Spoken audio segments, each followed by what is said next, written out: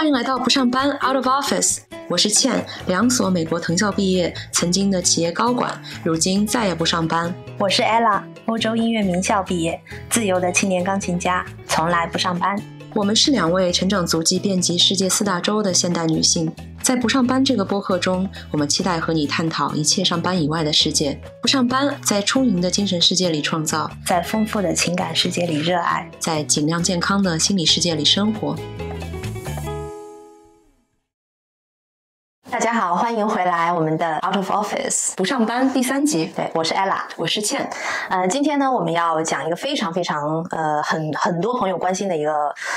话题，就是关于有毒的关系如何辨别和走出有毒的关系。有毒的关系呢，其实定义比较广泛，我们可能想到的都是intimacy 浪漫关系，亲密关系，但实际上和我们的父母、朋友、家人其他的家人甚至同事都有可能出现这种社交上的有毒关系，对不对？对，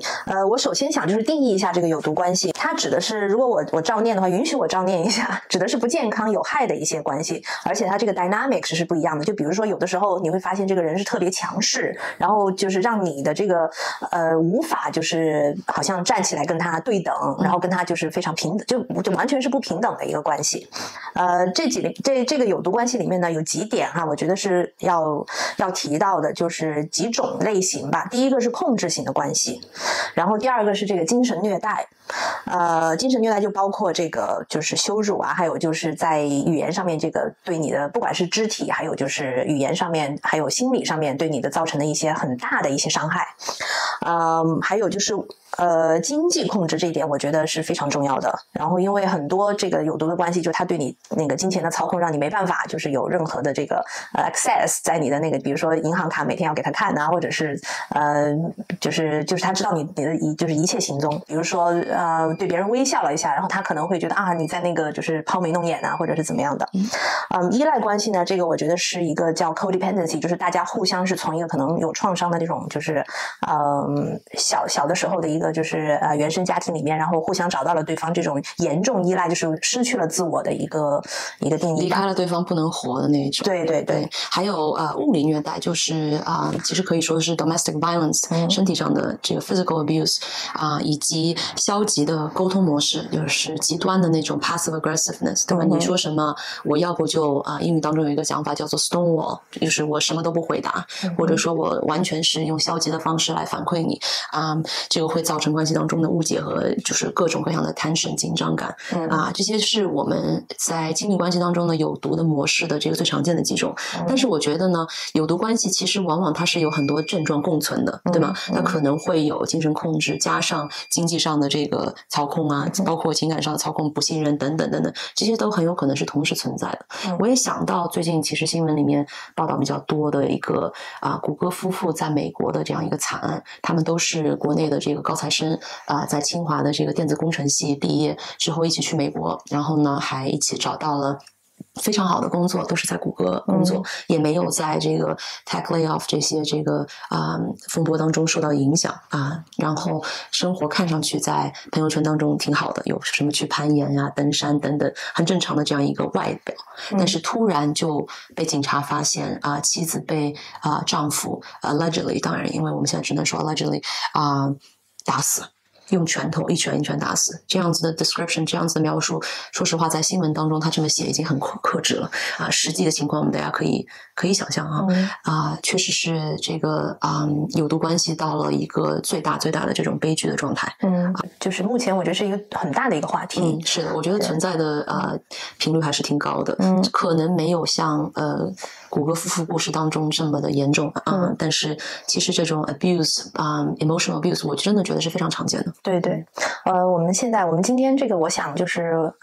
主要是想让大家就是帮助大家怎么识别这个就比如说会举一些例子包括是个人的然后最后我也想让大家就是知道怎么样我们可以走出来。在有毒关系这个话题当中呢，我觉得大家一定很感兴趣的一个分支就是 NPD 这个自恋型人格障碍我们2个人很不幸都经历过跟 NPD 有过交手哈，对对对你可能是一个比较significant 的一个常年的一个 relationship， 我是几个比较短的这样子的交手，所以待会儿我们都会分享，包括断崖式分手，我个人也认为跟有毒关系是有关系的它可能不代表这个关系非常非常有毒，但是它往往也有 signal 你的关系当中有一些不健康的一些存在。辨别有毒关系呢，我觉得就是大家要就是看几点，主要是看的是那个小红旗，我觉得其实red flags， 对，我们如果用那个亲密关系来做一个例子的话，比如说他对你有没有这个语言的这个虐待，就是对方对你的有没有贬低你，有没有就是好像觉得他在之上，高高在上，然后你比他低很多等那种感觉。你这个人怎么那么差，或者说你能找到我已经是非常幸运的事情。非常对的，非常对。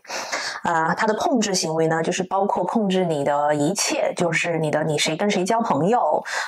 去什么活动我要跟着你。对，听说在谷歌的夫妻的这个事件当中是有存在的，就是这个丈夫要跟着他去所有的这些。I'm not surprised。控制的行为据说就是在同学当中已经挺明显的。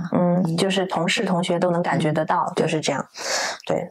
还有就是这个他对你的隔离，这个我其实有朋友真的是经历过，就是被抓起来了，就是被隔离了，家人都找不到他。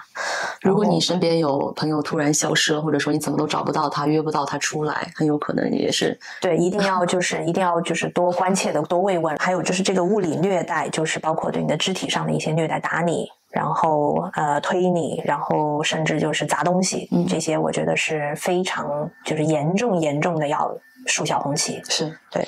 当然我觉得我们说到这些也要再加一个角度，就是你看到周围的朋友当中有没有出现这样子的症状，对吧？其实物理虐待身上是会比较明显的。对，他如果一直穿长衣长袖，然后时不时你可以看到一些淤青等等，可能他会给你一个借口，对吧？但是我觉得这些事情说实话我觉得一定要问。陌生人我也会上去问，我以前有过这个经历，有上去问，然后但是差点被那个男的给打了。对，因为就是严重，就你完全我是外人，然后在街上真的看见有这样严重的一个，在香港的时候，然后差点被他打了。就是男女都在的时候，你问女生的伤是怎么来的？对，我问他，我说你是不是现在受到惊吓，或者需要帮助？他们在外面吵架，然后那个男的非常凶，然后就是那个女的想就是我今天其实还想提到一个叫 enabler， 那个女的是一个 enabler，就是其实她造成这个男的这样子对她的，然后她其实她很痛苦，但是她在这个同时又想保护那个男的这样子的一个做法，可能在外面不想让别人知道吧。所以是女生对你说没关系，你对leave us alone。 Yes， yeah。 那这样的话你只能 leave them alone。 对 ，or you can call the police。Yeah。是的，这样子的一种干预，我觉得也确实是需要的。讲到这些，还有就是我觉得比较重要的，他对你的这个情感操控，就是这个 manipulation，是一个你很难在可能第1-2个月能发觉的一个就是它是一点一点把你吃掉的。然后刚开始你会反问自己，就是你可能会 question 你自己的这个，就是他是不是在 manipulate， 还是自己 being too sensitive。我觉得特别是而且这个有毒关系，这个 narcissist 就是基本上是发生在男性身上比较多，就是从这个有对，但是从统计来说的话，这个我做了很多年的研究。I'm actually an expert there. Yeah, I don't want to be, but 情感操控其实我觉得是一个比较复杂的概念，我们可以稍微举一些常见的例子哈。在我的理解当中，比如说如果对方一直让你觉得like it's so weird you think that way， 你怎么会这么想，你怎么会这么感觉，或者说你这么说让我觉得很痛苦，就会把很多的这个话题引到对方的身上然后就会 invalidate， 会让你觉得你的想法、你的感受、你的这个表达是不正确的，是不正常的你怎么会这样，对吧？这个其实就是一种第一步嘛，就是让你觉得你的这个感受是很奇怪的，是不正确的，是有问题的或者是还有就是说你为什么你这样做，其实你不爱我对，然后就是来让你把这个责任背在自己身上。然后其实这一点我觉得要提到就是 gaslighting，就是这个煤气灯。煤气灯我觉得可能很多人不是特别了解这个到底是什么意思。它其实就是一个让他制造的这个烟雾弹，然后让你觉得自己是 insane， 就是自己是做的一切事情都是错的。是的。然后 question 你 question 你自己的这个 sanity，然后在这个时候你就造成对他的无限扩大的肯定，因为你觉得你自己是错的。如果遇到这样子的就是行为的话，或者这样子的在一个自己在一个处境的话，我真的是希望大家能够找到 external help，就是把自己就是能够尽量的安全。首先，对，我觉得煤气灯效应呢，就是我们这个词现在在英语当中可能用的也比较的多，有点滥用了。gaslighting，动不动这个关系当中就说you're gaslighting me， 或者 I'm gaslighting。对其实煤气灯效应这个行为还是比较的不是说少见吧，它一般来说是就是有 pattern 的，它不会是一次性的，往往就是这个长期有一个伴侣长期对你有这个煤气灯效应的这个行为，比如说他会告诉你说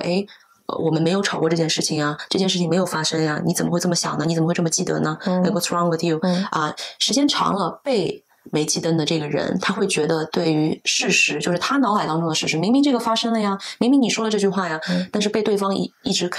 否定，对，说没有发生，那你就会当事人就会慢慢的不相信自己的 version of the truth，就你会发现自己好像对于事实的掌控就已经溜走了同时你会对于对方会有更强的依赖，对吧？同时加上一些物理隔离等等，你会接触不到周围的人，你接触不到周围的可以给你这个 sense of reality 的这种这个标杆，对吧？比如说你可以问这件事情到底发生了吗？你问第三者，对吧？你问这个周围的其他的当事人，那可能就会重新对你的这个reality 有一个这个认证，对吧？但是你在没有这样子的这个只有 he says she says 的情况下，就很有可能就会出现我对于事实的完全的这个丢失最终甚至造成 psychosis 精神分裂，是比较常见的这样一个煤气灯的这样一个过程和结果。其实是很严重的，这个非常非常严重，没有专业的帮助是很难辨别并且走出来的。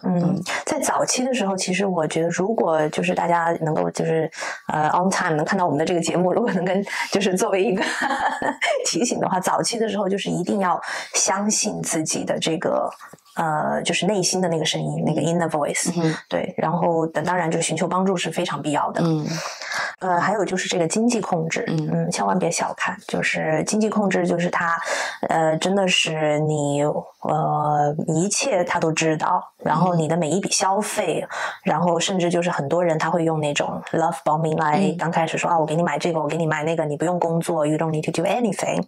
然后慢慢的你的这个经济就被他操控了，因为他是那个 provider，这个是特别是出现在这个他是那个家里面的那个经济支柱，对，然后很多的这个就是有一些全职太太、全职妈妈会受到这样子的经济操控，然后这是一个很让你无法就是很难走出来，然后如果有小孩的这种更麻烦，因为你还要考虑到小孩的这个生活费，然后他会。所以 Ellen， 你身边是有朋友确实是已经发现自己陷在这样被控制的关系当中，但是他说我走不出来。很不幸的是很多，很不幸。然后作为就是旁观者的话，你无法就是干涉太多，然后这个就是当事人肯定是知道的，但是他也不知道怎么样子走出来，甚至是有的人是很努力的想走出来，但是因为这个可能准备工作没有准备好，或者是被那个对方发现了，然后又再一次的操控。那除了经济操控之外呢，还有好几种这个有毒关系的 signals，比如说消极的情绪就是对方一直让你觉得他很不开心，反复的就是没有任何乐观情绪，一直是非常 passive aggressive 的沮丧的、焦虑的情感操控其实是一个最重要，但是也是相对最难辨别的信号之一了吧？对，情感操控呢，就是对方试图通过操纵欺骗或者威胁来控制你的感情。进行情感操控的这个人呢，他会让你觉得，你做的什么事情或者你说的什么话，你的什么感情感受是不对的。他会觉得，你这么说很伤害我呀，或者说你这么说，让我觉得怎么样啊，把所有的事情全都拉到我身上来，把聚光灯拉到我身上来 ，It's all about me，然后会质疑你的这些感受和甚至包括这个记忆的这些真实性所以这个其实是一个相对来说最有毒，但是也是慢慢对，它是缓慢的，对，一点一点来。刚开始你在可能接触1-2个月的时候，你感受不到有那么1-2次，然后慢慢的它这个就加剧。对，其实我觉得任何的这种就是虐待，就是精神虐待，都是它是就是变本加厉的。所以就是如果当事人的话，一定要就是注意发现这些小的 signal。如果发现了的话，就反问自己，就是到底是不是出现这样的问题，然后问一下身边的就是例子，问一下就是或者参考一些比较健康的关系，然后发现如果真的是有一个很大的天大的一个一个区别，对，然后我觉得就可以就是可能自己会敲警钟了。对，尽量不要觉得自己的感情就是跟别人的不一样，因为我觉得其实很多时候大家都用这个借口来说服自己吧，说我的他不一样，或者我跟你不一样，等等啊，实际上感情当中有很多这个不正常的地方，这些小红旗都是相似的。对，那除此之外呢，还有不断的责备指责你这个人怎么那么差，你什么事情都做不好，我跟你在一起真是你走了天大的好运等等，你找不到比我更好的人，这些话其实都是经典话术啊。对，就是除了他，这个世界上就没有别人就是能够对你好了。为什么很多人会陷在有毒关系里面呢？可能也是很大一个原因，就是因为觉得自己走不出去，或者说走出去了找不到更好的，找不到任何伴侣这个其实是一个机制，就是让你陷在这个有毒关系里面。掌握信息比如说监控你的行踪了解你所有的社交行为知道你的密码对象，对然后强制性的性行为，这也是非常非常严重的一个问题其实有一个讲法叫做 in relationship rape，right？ is rape marital rape， 想起来了，对。但是其实，在感情当中也是一样，不一定要在婚姻当中不管是在什么样的这个情感关系当中，rape 就是 rape， 对不对？强制性的就是没有这个 consensual 这个没有这个双方同意进行的性行为，就是强制性的性行为，就是 rape。对，还给大家一个相对来说比较practical 的建议，就是当这件事情发生之后，你如果觉得是有强制性的性行为，或者说有其他的这个不合法的行为，包括家暴等等document， 就是包括你发短信给你的朋友说谁谁谁今天做了这件事情写邮件给你的朋友说我今天发生了怎么样的事情这些到最后都是会对你有用的。我讲到鸡皮疙瘩都起来了。对，因为这真的是很沉重的一个话题，但是要保护好自己，包括在法律上面做好这些准备。对，那接下去讲讲，在这样子的有毒关系的这些信号被你抓到之后，小红旗开始站起来了之后，你有些什么样子的步骤可以帮助到你呢？其实他们那些 perpetrator 这些侵略者、侵犯者，他们能够逮到像你这样子无辜的这个猎物都是因为这个他们是有这个心理的手段然后呢也有很多这种机制让你很难爬出来，包括我们之前说到的我觉得我没有钱我走不出来，或者说我找不到其他的人我走不出来等等但是就是在这样的情况下，你一定要按照像教科书一样按照这个步骤来一件事情来完成。首先就是意识到这个问题，当你看到了这个小红旗之后你可以找到可能不止一个的这个小红旗，或者说不止一次的这个小红旗的这个行为出现意识到这个问题，这是最重要的第一步。第二步，建立支持系统，我们也刚刚讲到了嘛，我觉得这个 support system 是非常非常重要的，有你最信任的家人、最信任的朋友包括专业人士精神分析师心理咨询师甚至包括你的这个在美国有一个家庭医生这些人其实你都应该跟他们保持这个密切的这个联系其实在美国你每年的体检的时候，你的家庭医生会问你的你的感情最近怎么样，你有没有觉得不安全，你有没有这个他会问的比较委婉因为家暴的这个受害者往往他不会觉得这是不正常的所以这些问题都是经过这个专业的设计来问出的当你觉得不安全的话，你可以得到哪些帮助等等这些有的时候女生在上厕所的时候，这个厕所上面都会有公益广告宣传对所以也可以想见这个问题有多么的这个common 对 common 而且严重，而且那个便捷性普遍性太广了是的所以这个支持系统呢还可以在网上对搜现在我觉得好就是我们的 internet 很发达就真的是那个知识就是力量，在这个时候一定就是你就是你读到的案例越多就是能够更让你觉得 OK 这个跟我的情况很相似这个人经历的跟我是的，甚至说的话都跟我一样对，然后不能再觉得这又是一个 outlier 或者说这个是一个偶然对你已经自己都无法欺骗自己了对而且我刚才我还想提到一点哈，就是我觉得这个造成这样子的现在这个就是这么普遍，其实是一种就是特别是在女孩子20多岁的时候，因为大家对这个就是想很快的步入这个婚姻，很快的进去就是结合一个家庭，然后就觉得好像这是一个 trophy 一样的，好像 let's close the deal。 Yeah, you want to make it work 有的时候就是我们英语当中说 you're willing it, right？就是你希望这件事情能够成，你希望这个关系能够结果，所以你把很多的这些小红旗往往都埋掉，然后抓住一些小小的对方对你的好，就觉得这个是好的，我放大他的好，缩小他的这个不好实际上完全是应该反过来的。对，而且对自己的这个原生家庭的就是审视，所以我现在真的是觉得这个心理健康实在是非常重要，因为很多人其实是一个缺爱的一个一个成长环境，对成长环境，然后就会去寻找一个这样子的一个像补助一样，觉得好像我在父母那儿缺了爱，我必须要找一个另一半来把我这一半给补，要不然我就觉得人生好像就白活了一样。所以其实我们待会儿也可以讲一讲其实这件事情虽然说受害者一定是无辜的就你没有做错什么，但是有一些特质，有一些共同经历会让有些人容易成为受害者。我们待会儿可以讲讲什么样子的人 susceptible to MPD for example， right？ 有些女孩子可能她其他看上去非常的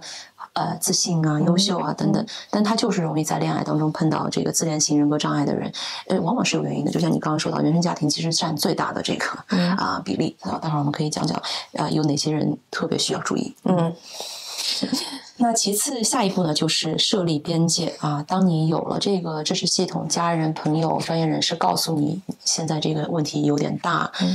帮助你建立你的这个 reality， 你的事实之后呢，你开始有逐渐更多的信心，说这个问题确实是有毒的，这件事情确实是不对的。那我要开始 do something about it， right？ 我要行动起来了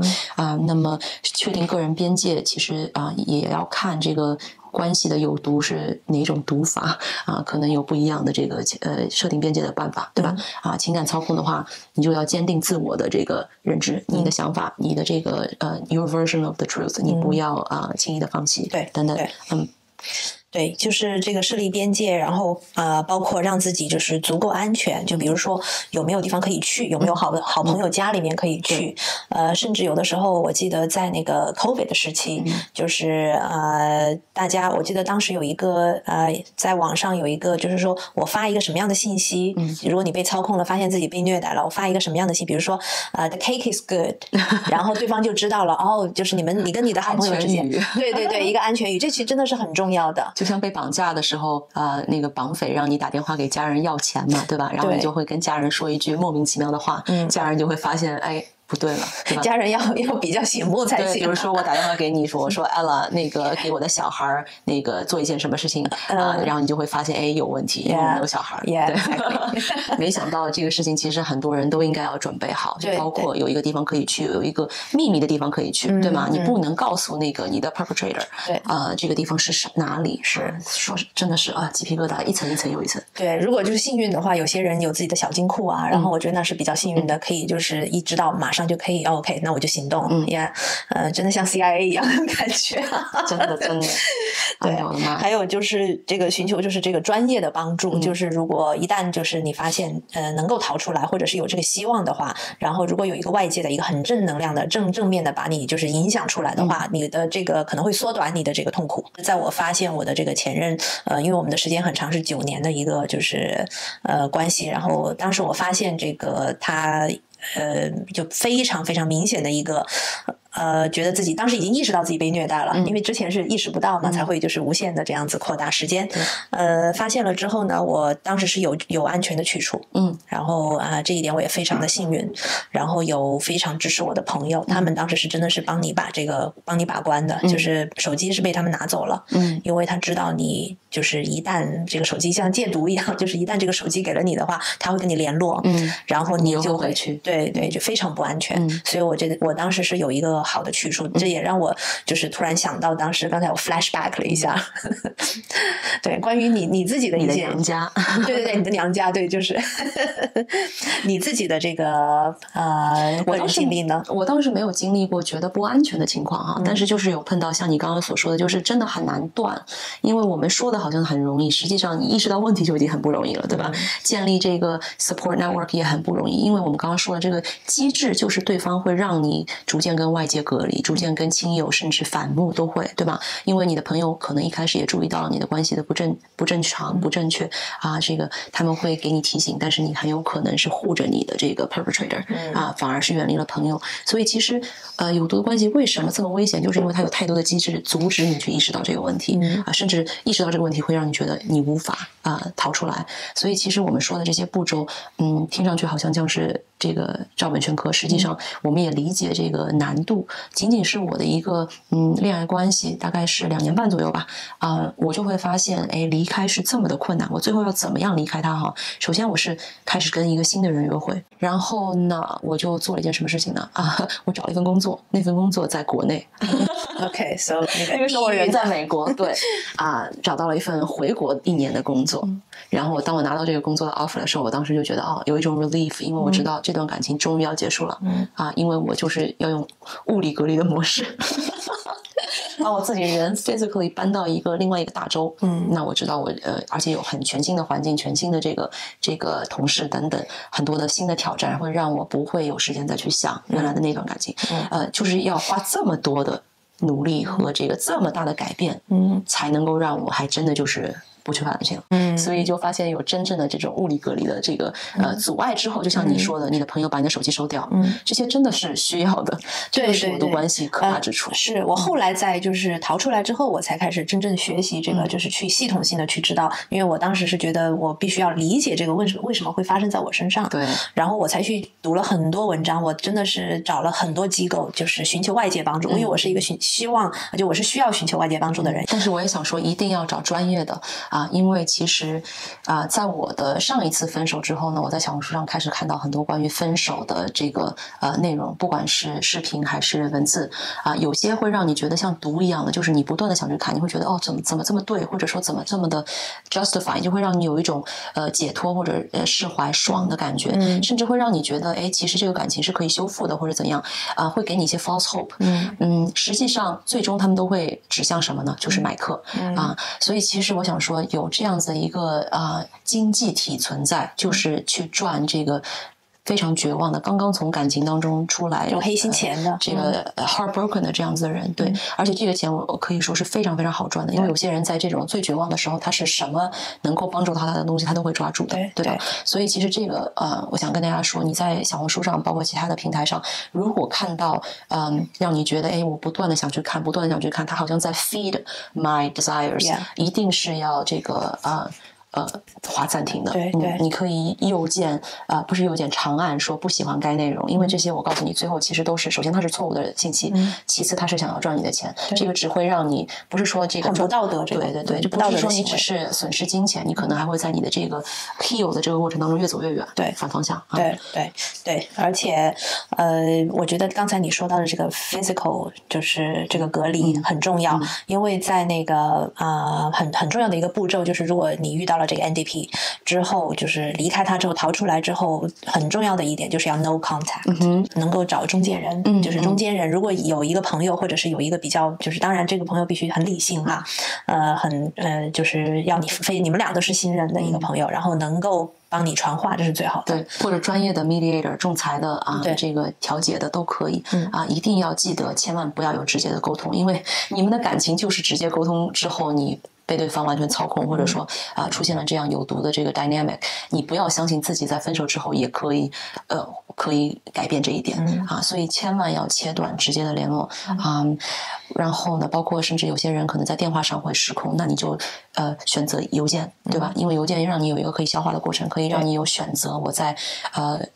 就是精神比较稳定的时候回复等等所以其实要选择这个一定的隔离。其实我刚刚也想讲完我刚那个回国工作的故事我觉得特别有意思，因为已经有提到了这个 NPD 的这个情况。我其实在回国之后呢，大概3个月的左右，他开始给我发邮件了。Not surprisingly， 哎，一点都。He waited so long。然后他给我发的邮件讲的是什么呢？他说我最近去体检，发现有可能有患了 brain tumor 脑瘤。看你的表情你就知道这个经验丰富。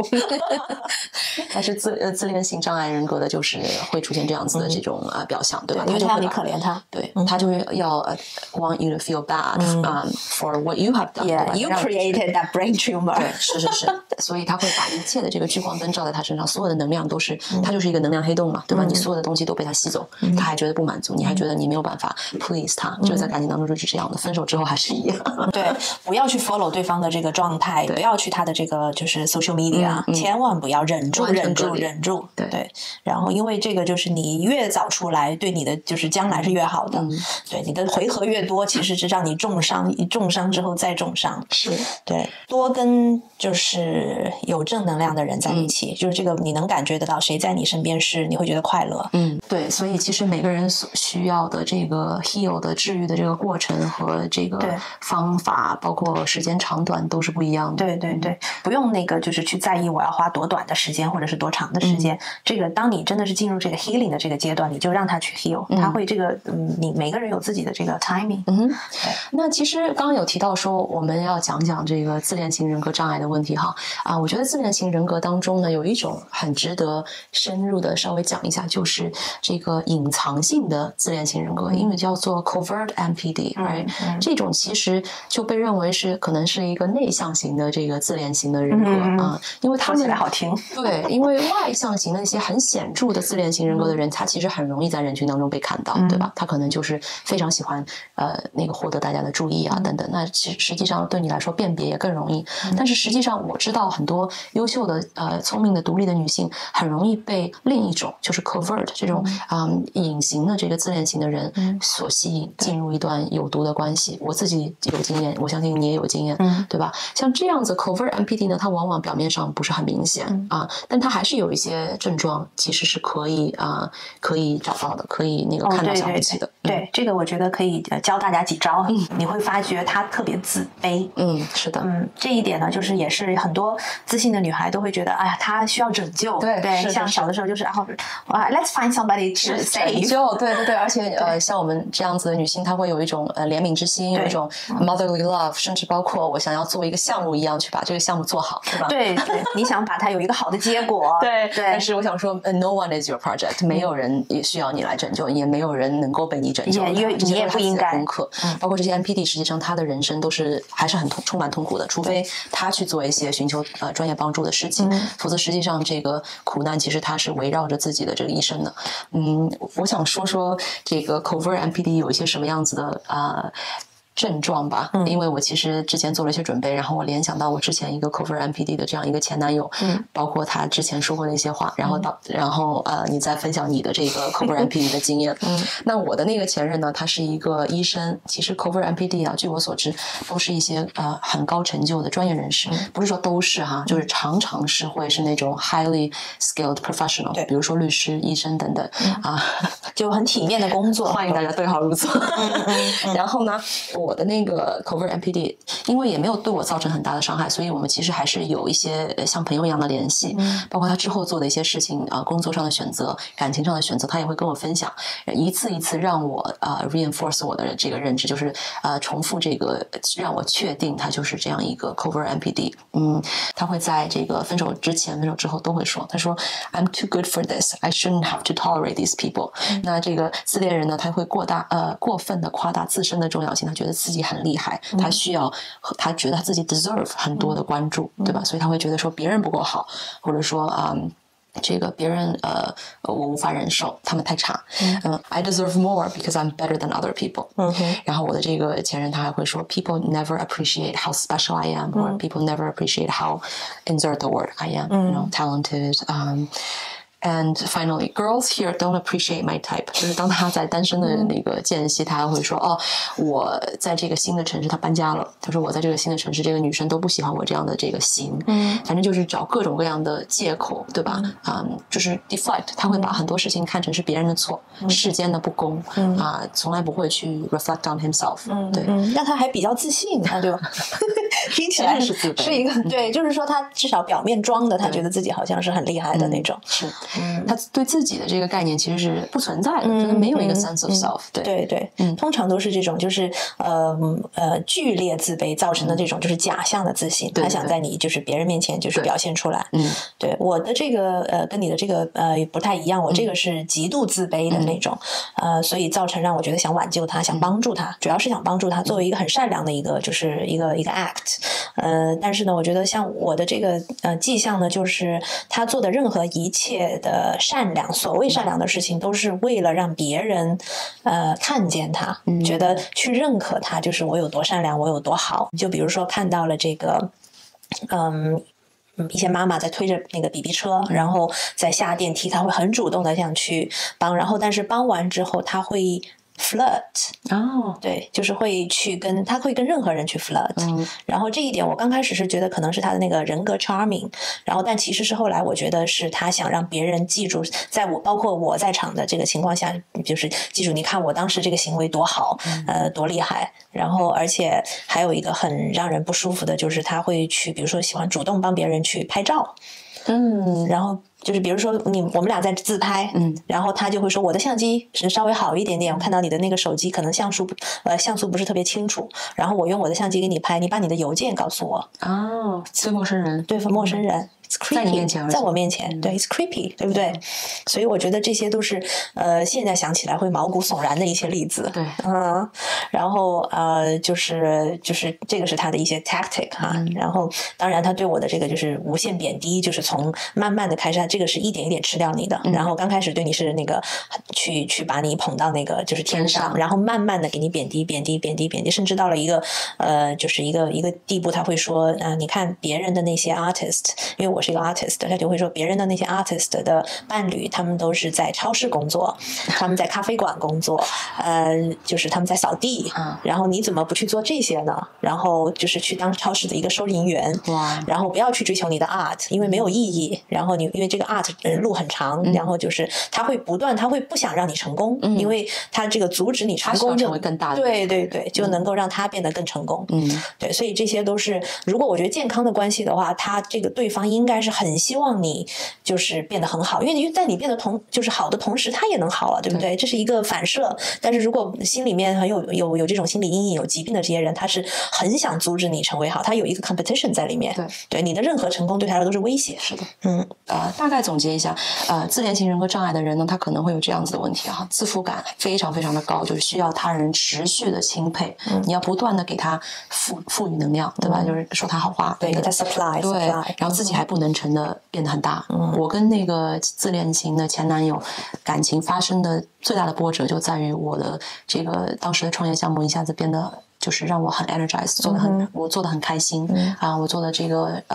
风生水起，那个时候我记得印象非常深刻，就是那个态度转变的一个最大的一个转折点。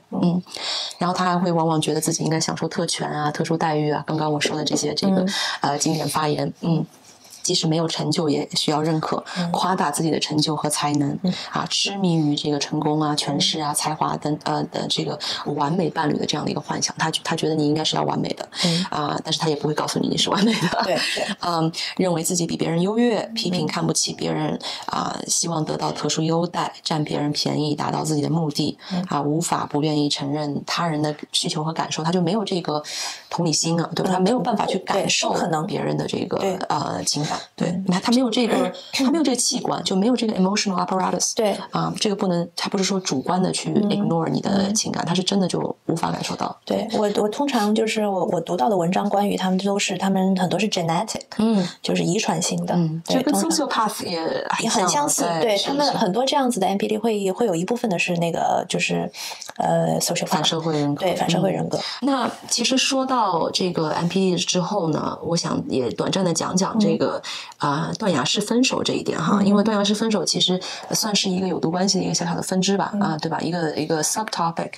也是我看到小红书上出现频率非常多的这样一个情况，包括有一个讲法叫做 ghosting， 就是突然这个断掉所有的联系就凭空消失了，这在这个感情初期2到3个月的时候是挺常见的也是一个现代的一个现象哈，实际上，断崖式分手和这个 ghosting 的行为呢，都能够体现这个做这个行为这个人他是非常害怕直面这个冲突和矛盾的。对，这个其实也说明了，像刚才我们说的，他缺乏了一个这个情感这个处理的器官 emotional apparatus， 他没有办法去想象自己和你进行一场开诚布公的讨论，为什么我们要分手，我为什么想要结束这段感情，他没有办法去想，没有办法去说，没有办法去沟通，没有办法回答你的问题，对吧？所以其实他会有这个断崖式分手，因为他之前不给你任何的信号，对，他就干脆就是之前还好好的，是干脆就是逃避，这些就是非常很 loser 的一个行为，是对不对？所以为什么这个有毒呢？或者说往往它会代表着这个关系背后其实是有问题存在的，就是因为你根本就没有发现这个人他的这个情绪的这个处理能力是为零，对吧？这不仅是对我的不尊重不成熟的一种表现，其实更多证明了他的这个心理有非常大的这个缺损，对吧？他没有这个能力，那你觉得长期可能跟这样的一个人走下去吗？对吧？很多人会说那个断崖式分手是因为对方不够爱你或者怎么样，实际上我觉得那个是一种很 generalize 一种不太负责任的讲法，实际上更多的是这个断崖式分手的这个人本身他有一些这个心理的缺憾，对吧？造成这样子的行为所以其实我觉得对于 ghosting， 对于这个断崖式分手大家不要去做过多的这个自省，其实你可能也许没有看到对方的全部，但是那主要也是因为对方没有让你看到他的。对，一旦出现这样的行为，我觉得就是本来就是一个很不负责任的行为。就不管你就是哪怕你跟这个朋友之间交涉，比如说这个人我不是特别喜欢，我下一次不是很想跟他交涉，我可能会跟他说，就是我们没有什么共同的语言，就是我觉得 we don't have much in common，就是可以就是跟对方解释清楚 ，it doesn't hurt you that much，特别是在如果一个浪漫关系当中突然一下消失的话，我觉得这个行为是非常恶劣的，不能给对方再一次机会或者怎么样子。我身边有女性朋友是就还给他们，包括我自己，对我自己也遇到过 ghosting， 然后还是给了机会，然后这个最后真的就是我非常后悔的一个决定。对，为什么？第一，没自尊少了很多，你在他的面前就是已经就是被他的这个操控了。对，是的，对。然后所以我觉得这个出现了这样的情况的话，就一次都不能原谅。对，不能原谅。我觉得这是底线，对，千万不能吃回头草。No，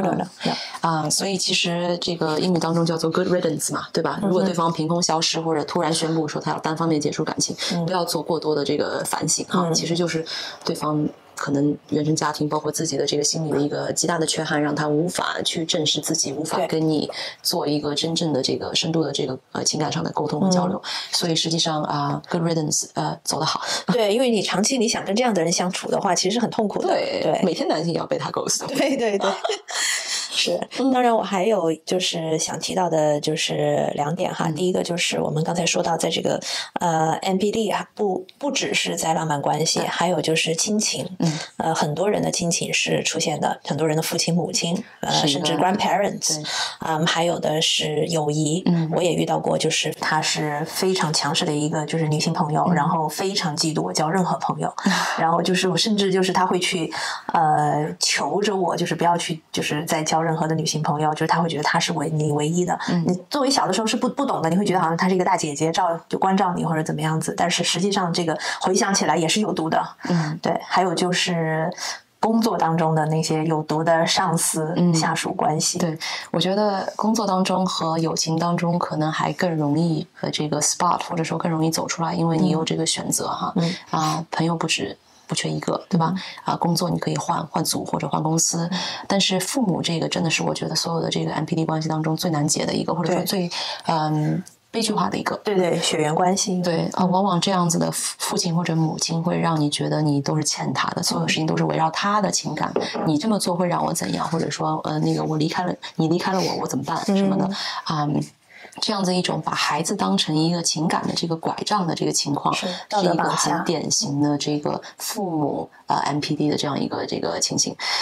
我觉得我看的书和 research 当中呢，基本上没有很好的解，基本上就是远离。对吧？当你成年了以后，这个我觉得也是肯定会引起很多争议的哈。我在想，因为毕竟我觉得，特别是我们这个传统中国家庭出来的，对文化观念是一个就是要孝敬父母啊，要对他们关照。然后，但是就是如果真的是遇到就是你意识到这个，我觉得远离是一种善意的远离，并不是说不管他，就是互相之间好像变成仇人，不是那个意思。当然，如果真的是撕破脸的那个没办法，我们也身边也有就是撕破脸的家庭。但是如果就是只是能够，就比如说把这个就是physical 不要太近，就比如说你可以避免就是大规模大家一起聚会啊，家庭聚会这样子是最容易产生就是很大的争吵，然后包括物理距离啊。对对对，我就认识一个这个小红书上的粉丝姐妹，她说她的这个与父母的关系就已经是明确恶化到这个程度了所以她现在采取的这个应对措施呢，首先在父母还健康没有太大问题的情况下，她优先保护自己，所以她住在美国，父母在国内那么在这样子几乎没有什么交流的这个情况下，他能够保存自己的这个心理健康，对吧？但是如果父母出现了就是年纪比较大，未来如果要生病的话，他会在那个时候再选择去照顾父母。目前是这样的一个这个策略我觉得也可以供大家参考。我觉得也很勇敢，对，而且非常的理智，因为他选择了自己，但是也有一个这个机制可以去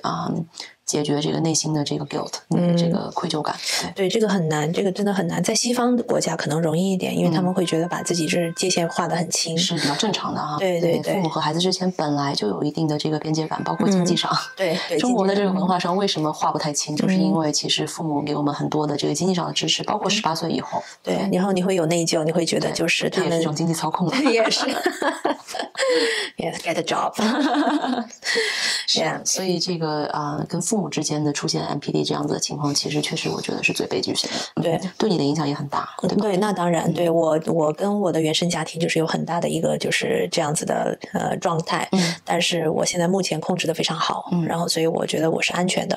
然后就是不用就是受到太多的这个他们的。就是对，就是不管精神上就远的近的那种，然后所以我觉得就是这是我自己就是通过了很多年的辛苦的这样子的一个营造的一个安全感，很难得，所以我很珍惜这份安全感。因为这个没有办法，这个是等于说你要违背好多就是社会的一些标准，对，然后其实也是很痛苦，因为你会觉得我很希望父母能够为我改变，对吗？我希望他能够做出努力，不让我去变成你的这个情绪的这个拐杖，对吧？你做出一些改变为了我，但是实际上这种改变你是不可求的。对，我这也想就是让我想到我们下一个这个就是我想提到的一点，就是很多朋友会问就是 MPD 会改变吗？对，然后这个答案是 no。对，因为就是在临床的这个其实心理学上面临床的他们已经试过很多次，包括就是对 MPD 有一部分的可能比较没有特别严重的这个MPD 患者可能愿意接受所谓的一些咨询吧，然后但是治疗他们是不可能的，因为这个医学还没有可能在心理学上面还没有突破，就是关于怎么样子去就是攻破他们的那一层又一层的那个就是假象的这个自我，这个是很困难的。这个等于他的缺失是非常 fundamental， 非常的这个深刻，就是他自我的这个缺失，造成他有一层一层的假象，对吧？对，像这种自我缺失又已经是成年人，往往对吧？怎么去 undo， 我觉得不太可能。对，而且这个时间啊，这个花费这些都是巨额的，就是很多人是没有这个精力，或者是没有这个就是 means to do so， 对，也没有这个愿望吧？你说 MPD 的人自己会想治自己吗？大部分的都是觉得没有问题，对。然后主要是他觉得自己没有问题，所以就觉得就是你为什么还要就是？那这些人最后会怎么样呢？就终老一生吗？很多都是。很多都是。对，我看了，就是我之前我的那个 forum 里面有一些就是比较年长的一些人，他们就是70多岁，然后发现对方是 MPD，然后就毅然的离婚，然后发现就是对方真的是孤独终老，然后我觉得这个就是也挺悲剧的。是的，但是也不让人觉得惊讶吧，对吧？对。但是你如果从 NPD 的这个关系当中走出来，作为受害者被批到的这个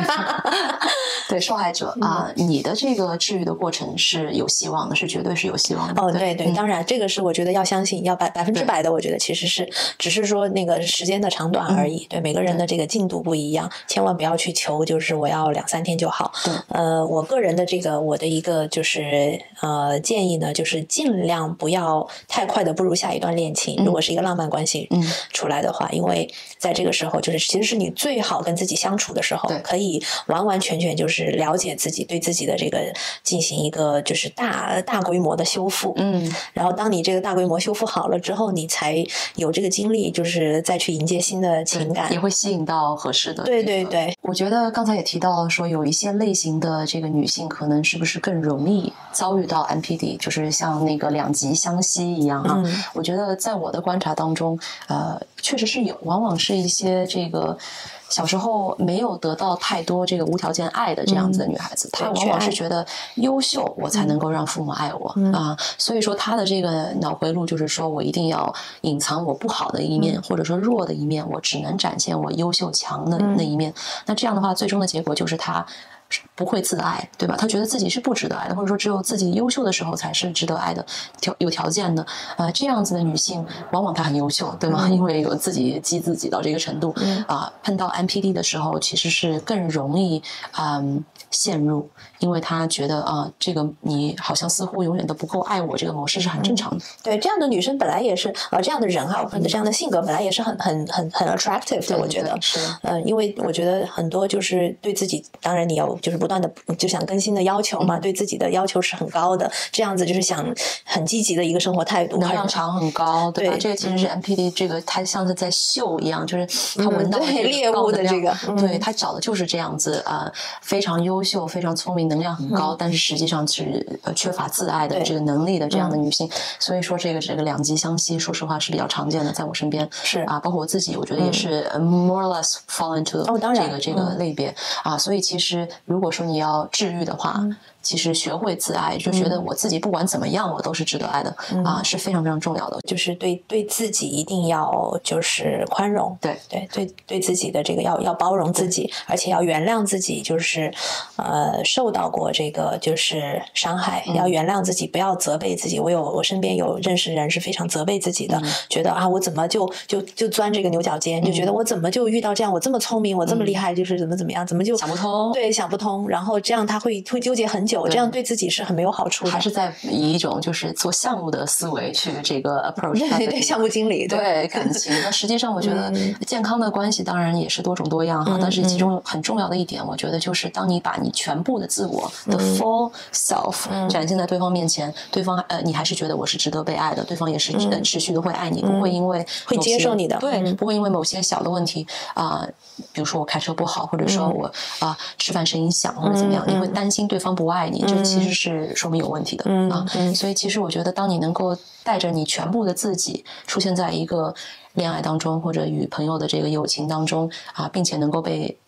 容纳能够被接受能够被爱的话那就是一个非常非常健康的这个关系就是你要找的这样子的亲密关系对最后结尾之前我想分享一个小的 tips然后就是关于如果你跟这个 NPD 就是在 no contact 了之后再比如说偶然再遇到了你该怎么应对他们？什么？你是在街上碰到他了吗？这个是我在就是网上学的OK 就是如果你遇到了一个比如说你的前任是一个 NPD 然后呢你们已经很久没有 contact 了但是突然有一天在偶遇了一个场合你该怎么应对很多人是不知道的，很多人说我上去扇他2个耳光或者是我上去踢他2脚对的，但是呢其实对最好的方法就比如说他打个比方这个比如说他这个人见到了你就是你的前任然后说it's been a long time we haven't contact each other you never called me you never tried to contact me 他会 blame 你嘛对他会把这个就是又来就是来责怪你 You haven't contact me Yeah you haven't 然后你的回复是 No you haven't Yeah no you haven't That's it 。对你没有 mess with his brain. Yeah, and then he will go 对他马上就会怎么突然自己没有 power 了对，不要多说对，如果就是真的是遇到就是很多是有小孩的这种情况下，你必须跟他有接触的，比如说你的那个 mediator something happen yeah 他没有时间，然后 what you have to do is just very simple just keep the words very simple 就是越少语言越好，不要陷入那个，因为你的那个语言一多，一开始你想跟他什么，如果你想跟他这个心理咨询的话，这不可能对，不要成为他的这个心理导师，是，不要反复去 engage， 觉得之前的那个 outcome 都是不正常的，现在你会期待做同样的事情，期待不同的 outcome， 对，这是不可能的。对 ，Yeah, he might this time he might get it. No, he won't. 那如果你在街上碰到了这个你的前任 MPD， 然后你的 MPD 胳膊里挽着一个新的 partner， Oh, I see. 你是不是对这个新的 partner 有任何的责任呢？你是不是需要告知他什么东西呢？我想过这个问题，对，但是我觉得这个每个人的路就是需要他自己踩。Yeah， 有一些人，但是我当然希望就是其实能治 MPD 的，就是一些比较就是很 sassy 的那些性格，能把他们治得住。但是如果通常 MPD 不会去寻找那样子的猎物，对。但是这个就是每一个人的，就是 what a poor girl， 我觉得就是会自己的坑还得自己跳。对，因为这个没办法，你跟他你就是，而且 MPD 他们是很 charming 的那种，你很容易就陷入了那样子的一个 charm 里面。你就算跟这个女生说，她也不会有任何的，不会，他会觉得你有精神病，可能对啊，或者是嫉妒。对，you want him back？ This time is different. Yeah, this time is different. This time is never different. It's never. 就是要保护好自己。然后呢，这个话题很沉重，对于我们两个人来说。然后我鸡皮疙瘩起了一层又一层，我胖了一圈。是，然后但是我希望就是观众就是能跟我们分享一下大家的故事。我们是很希望就是把这个问题能够拿出来一起讨论，因为我觉得你分享的这个信息越多，能够接到就是能够受到帮助的人也会越多。是的，对虽然我们今天讲的话题很沉重哈，但是我们今天穿的衣服很好看。Yeah， 我们的展示一下我们的设计师好友 Costanza Intrudo 的新衣服。也是那个2024，对，春夏。Oh my god，Spring is coming 。我很喜欢，对，很舒服这个面料。对你当时你一拿来，我说这个很好看，非常好看。对，而且你能感觉得到，我还没有穿就觉得上身不错。是，非常这个海滩的这个气息已经来了。对很感谢，我们很感恩有这样子的一个 sponsorship。穿的这么好看，来讲这么沉重的话题，很有玩。好，谢谢大家。OK， 谢谢大家，下期见，拜拜。